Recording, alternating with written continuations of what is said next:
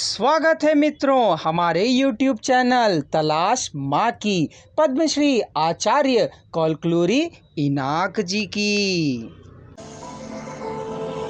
पुस्तक का अनुवाद किया है श्रीमती पारनंदी निर्मला जी ने। पुस्तक का प्रकाशन किया है गीता प्रकाशन ने।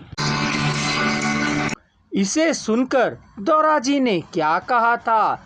10 लोगों के लिए एक तरह से व्यवहार करना और एक व्यक्ति के लिए दूसरी तरह से व्यवहार करना हमारे वंश की परंपरा नहीं है। बिना विवाह के मैं कैसे बच्चे को जन्म दूंगी? उसने पूछा। इस पर दौरा जी ने क्या कहा था?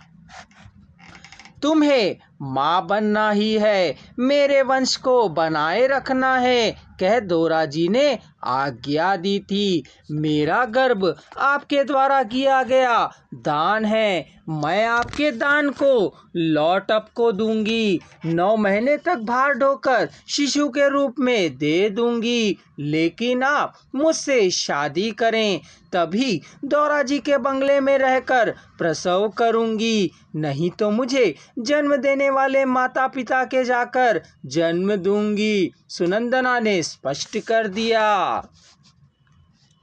तुम्हें भी रहना है और तुम्हारे द्वारा जन्म दिए जाने वाले शिशु को भी रहना है, दौरा जी ने कहा। यदि हम दोनों को बंगले में रहना हो तो मुझे मंगलसूत्र पहनाना होगा, सुनंदिनी ने स्पष्ट कहा। यह संभव नहीं है, दौरा जी ने कहा। तो फिर यहाँ मेरा रहना भी असंभव है, सुनंदिनी ने स्पष्ट कह दिया। मैं तुम्हें जाने ही नहीं दूंगा, दौरा जी गरज पड़े। मैं जा सकती हूँ, सुनंदिनी भी गरज पड़ी। तुम्हें हिलना भी नहीं दूंगा, दौरा जी ने कहा। मैं नहीं हिलूंगी, पर सोने का मंगलसूत्र नहीं चाहिए, उसके बदले में हल्दी के गांठ को ही पिरवा कर पहना दीजिए, वही मेरे लिए काफी होगा और मैं यहाँ बनी रहूंगी। मैं धागों में गुथी गई हल्दी की गांठ को भी नहीं पहना पाऊंगा। मैं भी दौरा जी के बंगले में बच्चे को नहीं जन्म दे पाऊंगी, वह मेरा दान है। हाँ हाँ मानती हूँ, मेरे दान को मुझे दे दोगी कहा था ना तुमने? हाँ, मंगलसूत्र पहनाने पर ही वही मेरा वारिस है, पुत्र ही होगा, इसकी गारंटी क्या है? मेरे वंश का अंकुर मेरा ही है, सच ही है, तुम बेटे को ही जन्म दोगी। मैं आपको दान आपको दे दूंगी, यदि मंगलसूत्र पहनाकर विवाह करें तो यहीं से जन्म दूंगी, यदि आप विवाह नहीं करेंगे तो मैं चली जाऊंगी कहीं और जगह जाकर इसे जन्म दूंगी, आपके पुत्र को पुनः आपको सौंप दूंगी। तुम यहीं प्रसव करोगी और मेरे बेटे को मुझे दोगी। जहाँ भी प्रसव हो मैं दौरा जी के बच्चे को दौरा जी को ही दे दूंगी। इस तरह दोनों में वाद विवाद चलता ही रहा।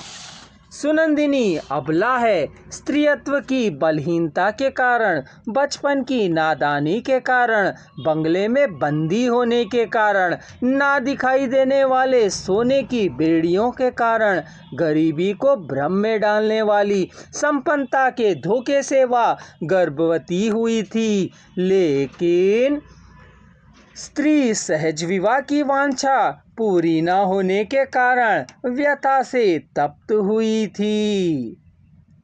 उसका गर्भवती का होना उसके सामर्थ्य का साक्षी है, कह भरोसा किया था। उसके गर्भवती होने के कारण पुरुष का उसका पति होना न्याय है, कह उसने सोचा था। उसके विश्वास के द्वारा उसे धोखा हुआ है, कह बहुत अधिक दुखी हुई थी। मायके जाने पर वेदना, पीड़ा और दुखी मिलेगा, किंतु जाए बिना काम नहीं चलेगा।